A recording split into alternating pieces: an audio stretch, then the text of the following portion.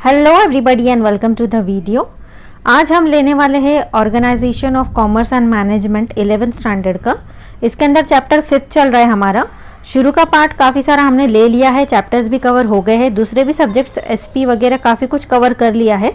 तो अगर आपको कंटिन्यूस वीडियो देखना है तो डिस्क्रिप्शन में आप लिंक ज़रूर देखिएगा और पूरा वीडियो देखिए ताकि कोई भी इंपॉर्टेंट चीज़ आपसे मिस ना हो। अच्छा लगे तो अपने दोस्तों के साथ भी ज़रूर शेयर करना। तो देखिए, लास्ट टाइम हमने यहाँ मल्टीनेशनल कॉरपोरेशन क्या होता है और उसके फीचर्स वगैरह हमने देख लिए थे। तो इस वीडियो में हम डायरेक्टली जंप करेंगे मेरिट्स पर। अगर आपको उसका एक्सप्लेनेशन देखना है तो मेरे आप चैनल पे जाके देख सकते हैं, डिस्क्रिप्शन में लिंक में देख लीजिए। तो चलिए आज हम देखेंगे मेरिट्स क्या होते हैं। ओके, तो पहला पॉइंट इन्होंने दिया है employment generation, inflow of foreign capital, proper use of ideal resources, और भी बहुत सारे पॉइंट है। तो चलिए डिटेल में देख लेते हैं। Employment generation, okay, MNC create large scale employment opportunities in host countries. This is a big advantage of multinational companies for countries where there is lot of unemployment. अभी देखिए, ये जो मल्टीनेशनल कंपनीज होते हैं ना, ये हमने पहले भी पढ़ा था कि ये वर्ल्ड वाइड होते हैं। मतलब एक कंपनी किसी एक देश में तो बन गई, लेकिन उसने उसके बहुत सारे जो ब्रांचेस होते हैं वो अलग अलग कंट्रीज में भी खोल दिए। अभी जब वो खोलता है, इसका मतलब उसे वर्क करने के लिए काफ़ी सारे लोगों की भी ज़रूरत होगी, है ना, काम वगैरह करने के लिए, डिस्ट्रीब्यूशन के लिए, प्रोडक्शन अगर करता है तो प्रोडक्शन के लिए लेबरर्स लगेंगे, एम्प्लॉयज़ लगेंगे, बहुत सारे लोग लगेंगे। इनडायरेक्टली हम ये कह सकते हैं कि कहीं ना कहीं लोगों को जॉब मिल रहा है ना, रोजगार मिल रहा है, मदद हो रही है उस कंट्री को उस कंपनी की वजह से अनएम्प्लॉयमेंट दूर करने के लिए। तो ये बहुत बड़ा रोल प्ले करता है। आज भी अगर आप देखोगे लेटेस्ट कि बहुत सारे लोग प्राइवेट सेक्टर्स में जॉब कर रहे हैं, है ना, तो कहीं ना कहीं हम ये कह सकते हैं कि वो मल्टीनेशनल कंपनीज में ही जॉब कर रहे हैं, क्योंकि इतने सारे लोग अगर गवर्नमेंट एम्प्लॉय हो जाएंगे तो फिर इतना तो वैकेंसीज वगैरह होती नहीं है और लोगों को जॉब लग भी नहीं पाती, आप सभी जानते हो।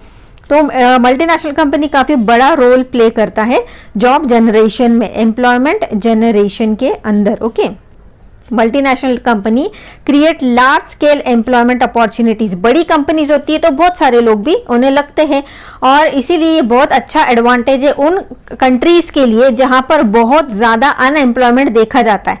इनफैक्ट मैं तो कहूँगी कि हमारे इंडिया में भी बहुत ज़्यादा अनएम्प्लॉयमेंट है। हमारे इंडिया को भी बहुत बड़ा सपोर्ट है मल्टीनेशनल कंपनीज का। आगे देख लेते हैं, inflow of foreign capital. Multinational company bring in much needed foreign capital for the rapid development of developing countries. This inflow of capital will bring much needed boost for growth of the domestic economy. अभी देखिए, भले वो किसी भी country में हो, okay, अपना branch खोले, लेकिन काम शुरू करने के लिए या कहीं ना कहीं सेटअप होने के लिए पैसे की जरूरत तो पड़ती है ना। मतलब वो कंपनी ही पैसा लाएगी, सेटअप वगैरह जो भी करना है, लोगों को सैलरी देना है। इनडायरेक्टली वो क्या कर रहे हैं, हम ये कह सकते हैं कि वो फॉरेन कैपिटल या फॉरेन करेंसी ला रहे हैं हमारे देश में। अब भले वो हमारे देश में ला रहे हो या फिर अगर जिस देश में उनका ब्रांच है उस कंट्री में भी तो फॉरेन करेंसी वो ला ही रहे हैं, क्योंकि अगर उन्हें भी तो पैसा चाहिए ना, पैसा चाहिए तभी तो वो अपना सेटअप कर पाएंगे, और सेटअप करने के लिए जो पैसा वो लाएंगे वो ऑलरेडी उनके पास मौजूद होगा, कहीं ना कहीं से कमा के रखा होगा उन्होंने।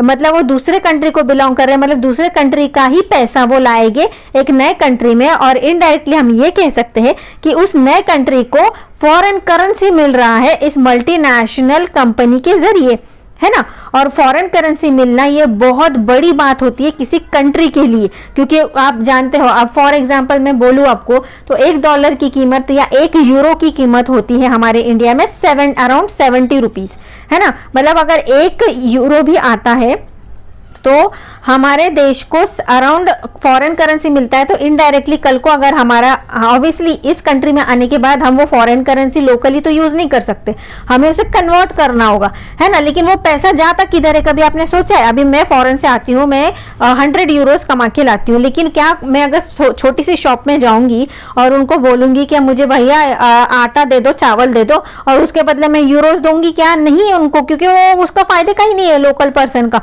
उसको तो रुपीज में चाहिए, है ना, उसको पैसे चाहिए रुपीस के अंदर, तो फिर मैं क्या करूंगी, फॉरेन एक्सचेंज में जाऊंगी, अपने जो यूरोज रहेंगे उसको मैं कन्वर्ट करूंगी रुपीस में। वो पैसा लाके मैं दाल आटा चावल खरीद सकती हूँ क्या? ऑफ कोर्स लोकली खरीद सकती हूँ। अब वो यूरो मैंने कहाँ पर सेल किया? फॉरेन एक्सचेंज में, या फॉरेक्स का जो शॉप आप वगैरह अपने एरिया में देखते होंगे, फॉरेक्स का शॉप होते हैं, अब उसको सेल कर दिया। अब वो उस पैसे का क्या करेगा? उस पैसे का करता क्या है वो? अभी देखिए, सपोज मुझे मेरे किसी दूसरे फ्रेंड को फॉरेन जाना है, ओके, या कोई और तीसरा ही बंदा है जिसे फॉरेन जाना है, क्या उस देश में जहां पर यूरोज यूज किए जाते हैं, वो जाएगा ऑलरेडी खाली हाथ, रुपीज लेकर तो नहीं जाएगा। हमारी इंडियन करेंसी तो फॉरेन में चलेगी नहीं अगर उसे फॉरेन जाना है या किधर भी जाना है। तो वो क्या करेगा, उसी फॉरेक्स शॉप में जाएगा, फॉरेक्स के यहाँ जाकर उतने पैसे वो जो मैंने ऑलरेडी बेचे थे पहले उस बंदे को यूरोज, ये जाके वही यूरोज खरीद लेगा, है ना।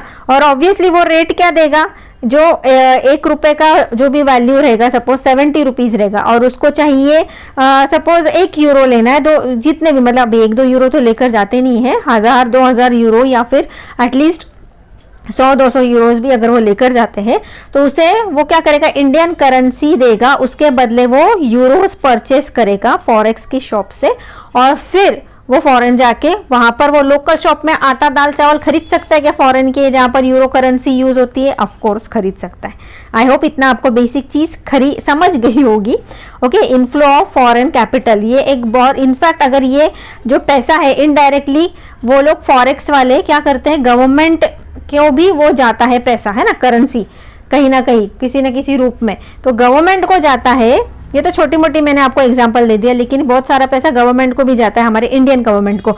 इसलिए वो जो बड़ी बड़ी डील्स जो होती है ना फॉरेन से, जैसे राइफल खरीद लिया या फिर एरोप्लेन वगैरह खरीदते हैं, बड़ी बड़ी डील्स होती है, तो वहां पर ये जो हमारे जो इंडियन लोग फॉरेन में जाके जो कमा कर लाते हैं ना, ये डॉलर्स वगैरह यूरोज, ये वो सारा पैसा उस हमारी गवर्नमेंट को काम आता है ये दूसरी चीजें खरीदने के लिए। ओके, आगे देख लेते हैं। Proper use of idle resources. MNC are in a position to utilize idle physical human resources of the host country properly because of their advanced technical knowledge. अभी देखिए, अभी पहला तो पॉइंट हमने क्या देखा कि एम्प्लॉयमेंट जनरेट हो रहा है ना, नौकरी मिल रही है लोगों को। दूसरा देखा कि फॉरेन करेंसी, ये तो की पॉइंट हो गए, ओके, वेरी इंपॉर्टेंट पॉइंट्स हो गए। अभी दूसरा हम ये देख रहे हैं कि आइडल रिसोर्स। अभी देखिए, सपोज एक अच्छा खासा डिग्री लिया हुआ बंदा, इंजीनियर बंदा सपोज यहाँ पर इंडिया में है, लेकिन इंडिया में उसको जॉब ही नहीं है, क्या फायदे का उसके डिग्री, है ना। मतलब उसके अंदर कितना सारा स्किल है, लेकिन वो किधर यूज ही नहीं कर पा रहा है। पता चला कितने डिग्री लिए हुए बंदे हमारे यहाँ भाजी पाला बेचते हैं, है ना। लेकिन अगर मल्टीनेशनल कंपनीज हमारे देश में बढ़ जाए या हमारे देश में आता है, शुरुआत की बात कर रही हूँ, जब मल्टीनेशनल कंपनीज इतने नहीं होते थे, जब बस इमर्जिंग था, जब बस शुरुआत थी मल्टीनेशनल कंपनीज का, ओके, प्राइवेटाइजेशन वगैरह का, तो जब ये कंपनीज आई तो एक इंजीनियर को, मतलब एक सही बंदे को जॉब मिल गया मल्टीनेशनल कंपनी में, है ना। मतलब उसका तो लाइफ सेट हो गया, और उसका जो भी, मतलब हम इंसान लोग क्या है, हम लोग ह्यूमन रिसोर्स है, उसका जितना भी टैलेंट था, ओके, वो टैलेंट यूज हो रहा है मल्टीनेशनल कंपनी, जो कि अगर कंपनी नहीं होती तो वो उसका टैलेंट ऑब्वियसली वेस्ट जाता, है ना। मतलब उसकी डिग्री का, उसकी पढ़ाई का कहीं ना कहीं यूज हो रहा है, वो वेस्ट नहीं जा रहा है। अगर सपोज उसको जॉब नहीं मिलता तो वो एक आइडल रिसोर्स बन के रह जाता, मतलब यूजलेस रिसोर्स बन के रह जाता। लेकिन उसको हमने, इन मल्टीनेशनल कंपनीज ने एक्चुअली उसको यूटिलाइज किया है, उस ह्यूमन रिसोर्स को हम ऐसा कह सकते हैं, है ना। तो MNC are in a position to utilise idle physical and human resources of the host country, okay, properly because of their advanced technical knowledge. अभी होस्ट कंट्री क्या है, मतलब जो ऑलरेडी जो कंपनी सपोज जहाँ पर बनी है, या फिर वहाँ पर के भी जो लोग हैं, वहाँ पर भी तो टैलेंटेड वगैरह टेक्निकल लोग होंगे, उनका भी नॉलेज यूज करके और एडवांस हम अपनी कंपनी को बना सकते हैं। This results in an increase in the national income of the host country. अभी अगर कोई देश जैसे बाटा वगैरह हमारी इंडियन कंट्री है, कहीं हम क्या कह सकते हैं कि हम कहीं ना कहीं हमारे देश का भी नेशनल इनकम बढ़ा रहे हैं, है ना। आगे देख लेते हैं टेक्निकल डेवलपमेंट में क्या दिया है। MNC carry the merits of technical development of host country.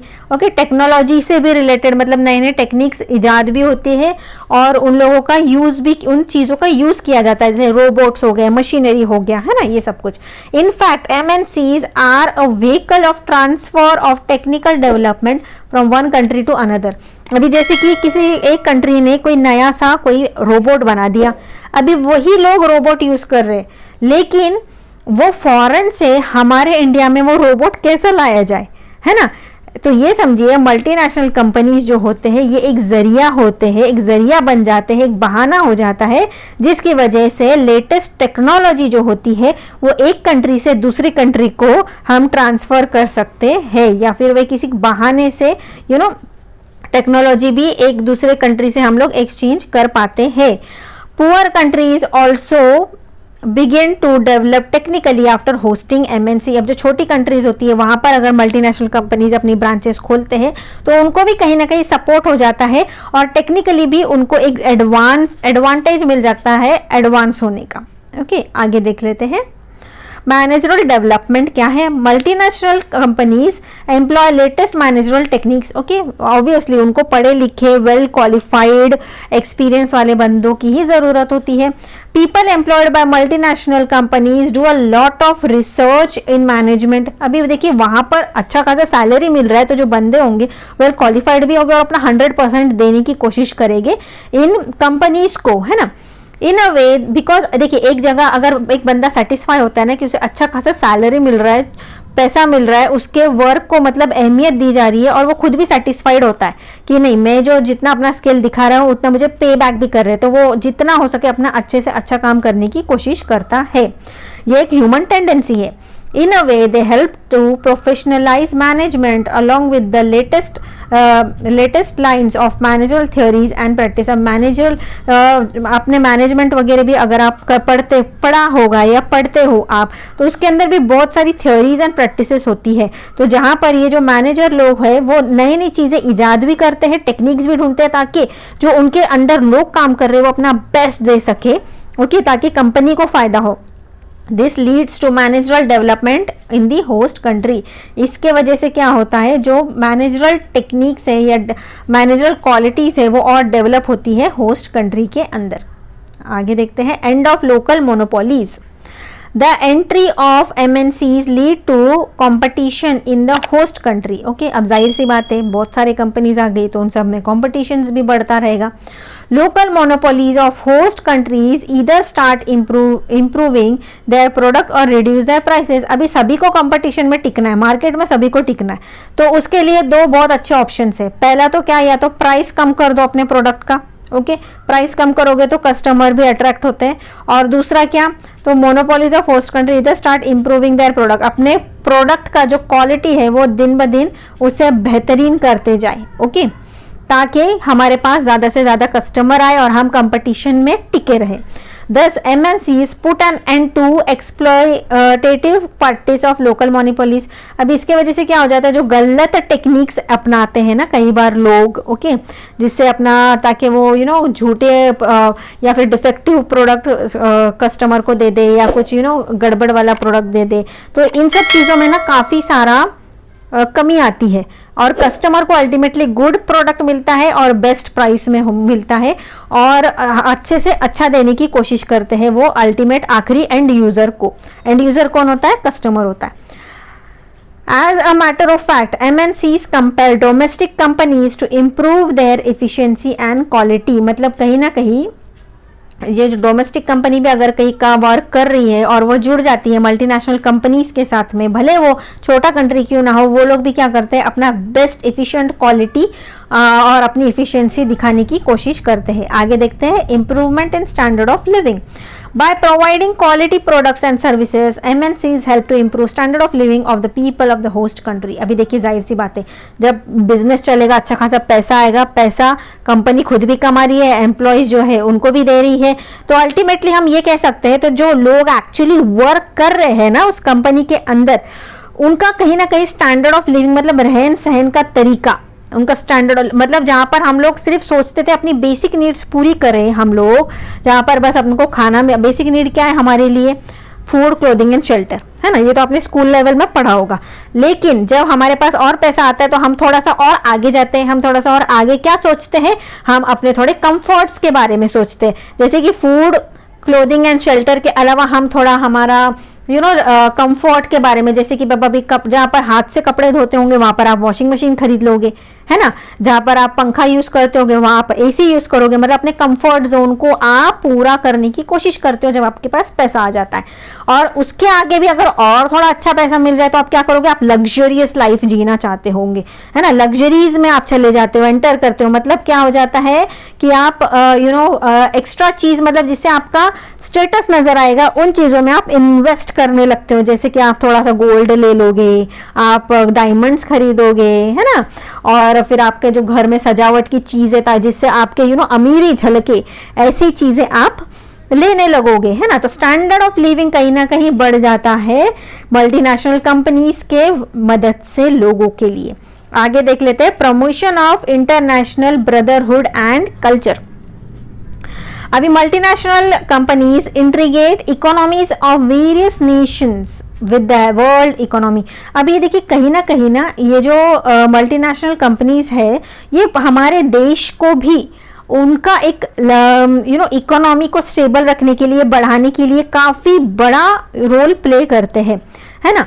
तो इसके वजह से क्या होता है, अलग अलग कंट्रीज में ब्रदरहुड और फ्रेंडशिप का जो रिलेशनशिप है वो और स्ट्रांग होता है।